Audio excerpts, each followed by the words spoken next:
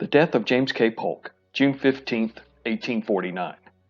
James K. Polk, often referred to as the first dark horse candidate for the United States president, ascended to the White House in 1845 at age 49, the youngest elected up to that date.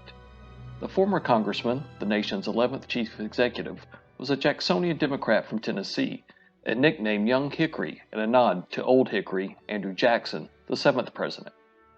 During Polk's single 4-year term, the United States greatly expanded its territory, adding more than 1 million square miles, including present-day California, Washington, and Texas.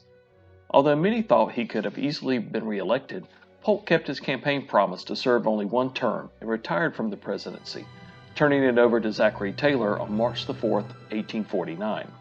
Historians believe that the stress of the nation's highest office had left Polk in poor health.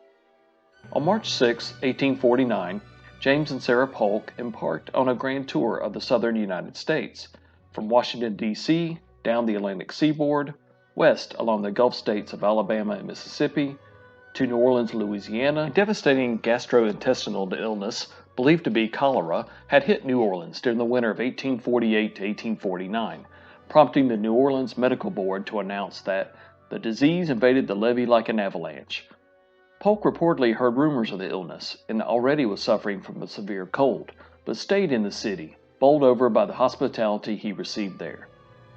As Polk left New Orleans, he began to experience acute abdominal distress and later diarrhea, vomiting, and dehydration. He developed increasing weakness and dizziness that worsened when standing. Extreme fatigue and severe symptoms of the disease as he traveled up the Mississippi River caused Polk to cut short his trip and head to Memphis, where he then traveled by horse and carriage to his home, Polk Place, in Nashville. His symptoms persisted as he arrived at his recently purchased mansion.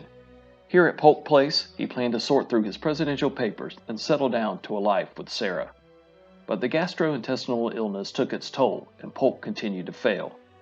James K. Polk died on June 15, 1849, just 3 months after leaving the White House. In keeping with Nashville city laws to prevent infectious diseases from spreading, his body was buried for a year in a mass grave in the Nashville City Cemetery. In 1850, the remains of President Polk were reinterred at Polk Place. In 1893, Polk's body was transferred from the Polk Place Cemetery to a tomb at the state capitol in Nashville, where he was laid to rest alongside his wife Sarah.